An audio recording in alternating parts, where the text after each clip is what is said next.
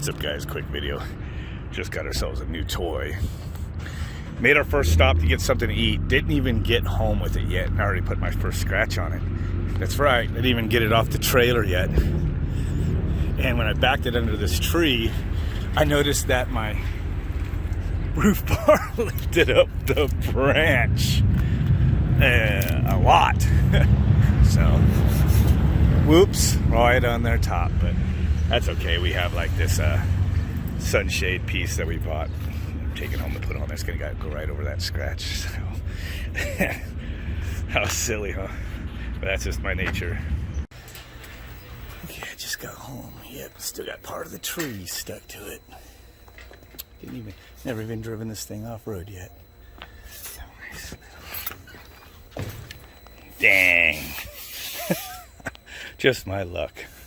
Of course, we're putting a top on it that's going to cover most of that. Just brown and green from the tree, but still pathetic. But I'm sure with that under the hood, we're probably going to get into plenty of trouble, as it is. Okay, so we did take it out for its first ride today, and it did pretty good. Never could get to feel the absolute power from these things, because every time it had a little lag and then spooled the turbo up, it would rip the tires, and the wife would like scream, and the child would scream, and I let right off. So it's like, that would be like driving a two-stroke Banshee or something. As soon as you get through the lower power level, and then it, you get the power band, and you let off when you feel the power band. Well, that's kind of how we had to drive it today. I didn't really get to stay in it like all the way through its power band, once it spools the turbo. But you do on the dirt, man, you do have to on the dirt roads, have to kind of like let off, because it gets squirrely. It almost seemed like it was taking the throttle off a few times. Like I think it's got speed sensors, and I'll have to look that up. I know they said there was an S mode, and I bet you that's for like deactivating all that, like if you're racing these things. But anyway, I was just trying to make a clip just to finish my other video, just to show that where that rail over here had all that tree scraping. I took a wet blue cloth, and it like cleaned almost all of it right off for the most part, except for right there where they lifted that thing up. But it cleaned off pretty good. And then we put this on, this thing that's really expensive. So she did not want to be like outside with the sun beating down, so I put that on. And then the other thing I put on, it's all dirty now, is the bottom door halves, which was also a lot of money, but the wife bought it out of her budget, because the child, the youngest one, was the only one that went with us on its maiden voyage, and she was like, she didn't like the looks of that being open and seeing outside, and she's sitting back there, so put these on. And it's all suicide doors, as you know, on these things. I'll go over here. She sits over here.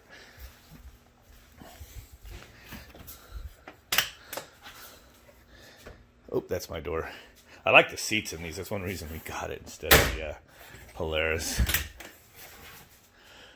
So anyway, yeah, that's it. It actually came with this bar and how strong it is, but it's actually seems to be pretty rigid. It's sandwiched together. There should be another bolt hole here. I tried to look on YouTube. Dude, nobody talked about that. And the one person that showed it, he goes, yeah, looks like there's another hole here, but I'm not going to put it in because this is all riveted on and everything. You can't even get up there and put the nut on it. So, but actually it's pretty solid, so I'm probably not going to put it on either. But yeah, so but like I said, those things, and it has little gaskets. I don't know, it's probably going to keep it from rattling. Probably ain't going to seal nothing, but it does have a gasket right there. So yeah, that's it. So I think this is a DSX3 or something like that. But, it is turbocharged. And I guess after looking on the internet a little bit ago to see what the red line is, I still couldn't find that out. The peak power is at 172 horsepower at 7250 RPM. So I know this engine's doing at least 8,000 RPMs, I'm sure. But I don't know what the red line is. I got it up towards close to 8 when I glanced down. But again, as soon as it hits that boost, it's all scrolly, and I couldn't look. So, and everybody was screeching. But I also found out looking that this is not a 2-cylinder, it is a 3-cylinder, and there are 1, 2, 3 intake ports, and on the other side where the turbo is, I can't really see anything. It's gonna be a nightmare to get to some of the stuff when it needs work.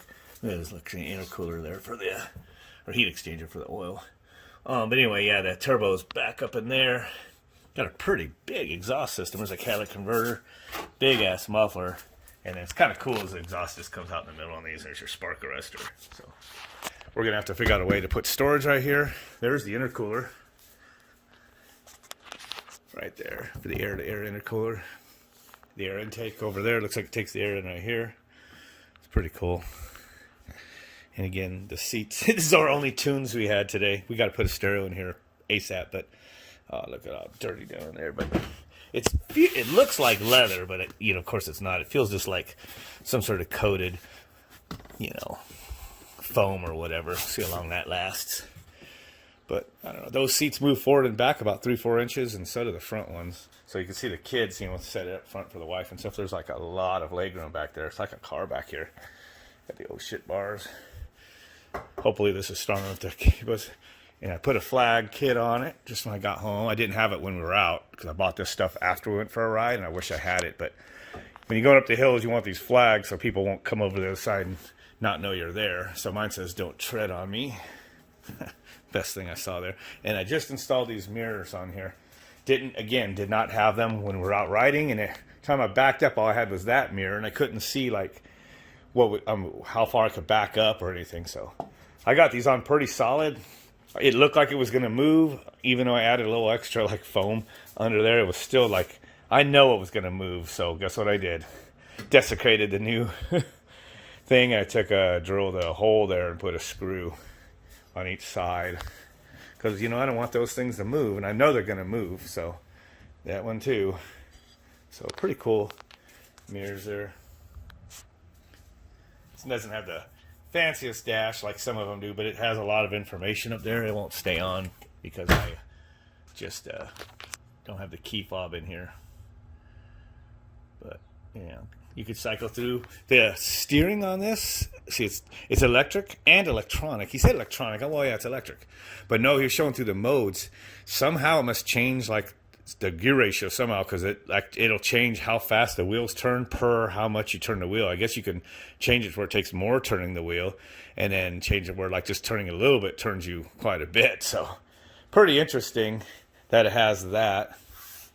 And you have like this thing there to go through all the different modes, but you can, I'm sure someone has a video. So not much for storage yet, just that glove box, which is about 6 inches deep, has our manual and everything in it. And then like back here, we got to put something on there, and it's not real high. I might leave it right here. I only scraped the little plastic skid plate in there just a little bit, a couple times, and I went on probably about as much as I ever planned to. So I might leave it at this height because the center of gravity's down. The family's all freaked out, but all the spring adjustments are at the top, which means it can be lifted or whatever. It does have Fox shocks. It's just not the active ones. Like we were looking at the